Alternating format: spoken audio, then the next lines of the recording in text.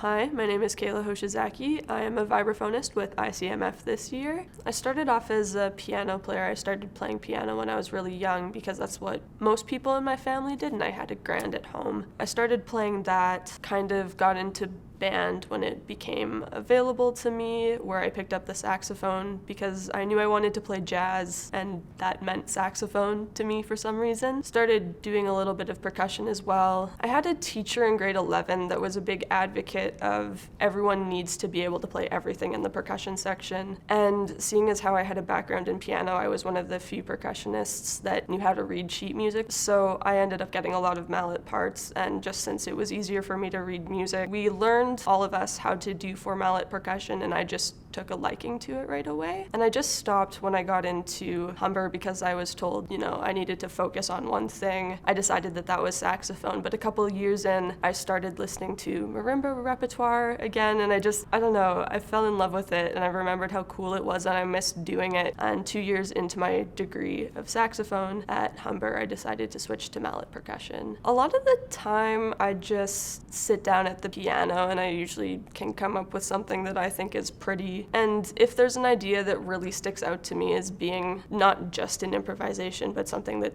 speaks to me on a more personal level in some sort of way, I usually run with it and just follow my ears. Recently, I've been trying to get inspired from people around me, events around me, and just other music that I am drawn to.